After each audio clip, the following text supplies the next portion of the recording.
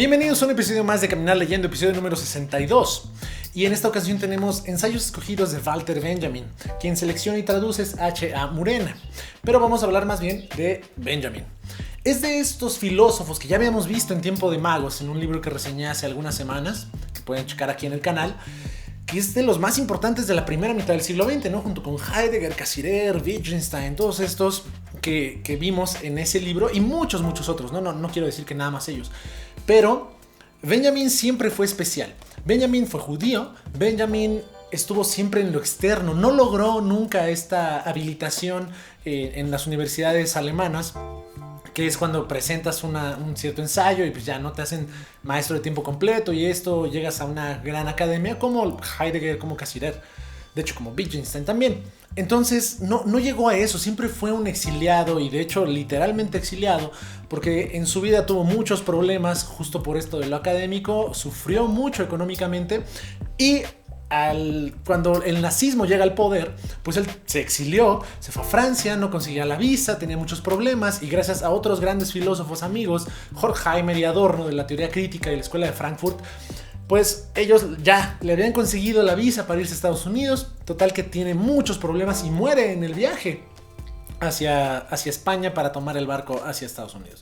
Es una gran tragedia. De hecho hay una película acerca de la muerte de Walter Benjamin, de este gran viaje que tiene que tomar después del ascenso del nazismo.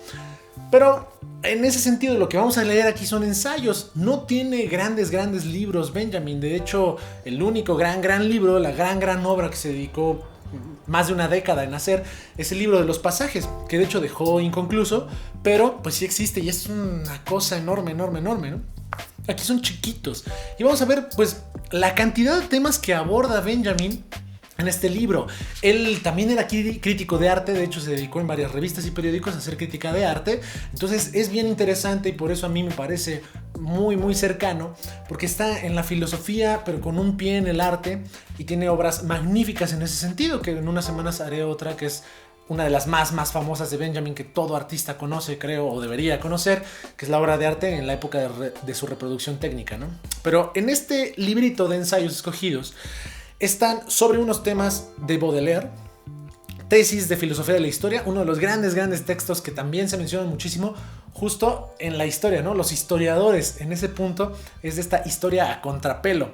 Bueno, después está Franz Kafka y ahí ese es un texto bastante largo que analiza todo el estilo de Kafka, toda su vida, cómo es que está hablando con la modernidad.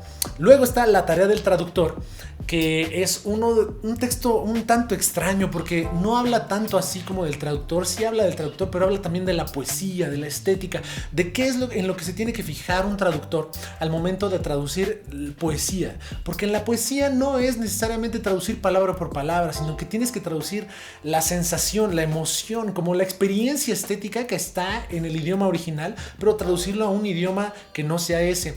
Eso es lo que busca Benjamin y es lo que defiende en este texto. Muy bonito. Luego dice sobre el lenguaje en general y sobre el lenguaje de los hombres, un texto de juventud más o menos, en donde habla justo de cuál es esta diferenciación entre el lenguaje dado por Dios y el lenguaje de cómo podemos nombrar y el lenguaje de la divinidad.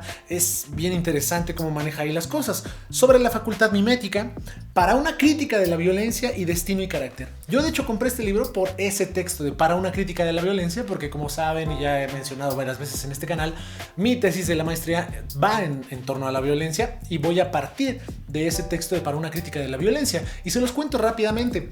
Lo que está haciendo ahí es decir que toda violencia, o más bien todo derecho, nace de la violencia. Derecho entendido como el derecho positivo, ¿no? Como las leyes, como las regulaciones, nace de la violencia y dice que esa violencia puede ser generadora de derecho o que mantiene al derecho. Pero de cualquier manera se ejerce violencia para mantener como la legalidad, que es una idea ya polémica, ya brutal, que sí te golpea, digamos, porque si lo piensas, es verdad, ¿no? Siempre nace, una constitución nace a través de la guerra, ¿no? Una nación, un pueblo nace a través de la guerra y de todo esto. Es como los museos que nacen de la rapiña, ¿no? Y justamente de la guerra. Pues también el derecho nace de una violencia que se ejerce y una violencia que es el monopolio del Estado para mantener ese derecho. O sea, para que todos estemos en igualdad de circunstancias. también toca un poquito ahí lo que dice Robert Nozick. Digo, Robert Nozick completamente en otro campo, ¿no? O sea, en la derecha y esto está más bien es marxista y así, pero bueno. Ahí vemos esto. Entonces se empieza a preguntar si existe una violencia que sea pura, que no sea nada más así. A él le llama mítica a esta violencia que mantiene o genera el derecho. Y dice que es una violencia, pues ahora sí que con sangre, que mata, que todo esto, pero va a contraponer uno de los términos más enigmáticos de Benjamin, que es la violencia divina, que dice que es completamente lo contrario, que no sangra, no mata, sino que solo destruye todo lo mítico, ¿no? Toda la violencia mítica. Digo, entre lo mítico y lo divino habla de unos textos bíblicos, etc. O sea, es un texto complejo para las 20 páginas que tiene. Es muy complejo. Y de hecho, pues, por eso yo me estoy dedicando un poco a leer ese y pues, lo voy a referenciar en mi tesis. Pero es bien interesante cómo hace eso. Y luego lo del destino y el carácter. Pero a grandes rasgos podemos ver en estos ensayos, y digamos son poquitos, la apertura, la cantidad de temas en los que tocó Benjamin, y créanme que en cada uno de esos es súper influyente. O sea, en lo de la violencia es súper influyente. Ha habido grandes comentaristas de ese texto para una crítica de la violencia. O sea, desde Hannah Arendt, Derrida, Richard Bernstein. O sea, hay mucha gente que se ha puesto a decir, bueno, ¿y qué rayos es eso de la violencia divina, ¿no? Otro más es Zizek, que hablaremos de él en unas cuantas semanas, pero es bien interesante que eso haya influenciado a varios o a muchos de los más grandes filósofos del siglo XX de la segunda mitad, ¿no? Y lo mismo pasa con la historia, y lo mismo pasa con el arte. Benjamin parece inevitable, ¿no? Como Iron Man en Avengers. Bueno, vamos a las calificaciones, porque bueno, les conté un poquito más de uno de los ensayos, pero pues no voy a abordar todos. Entonces, vamos a las calificaciones, y en términos de dificultad de lectura, le voy a dar un 3. No es el lenguaje filosófico que uno espera.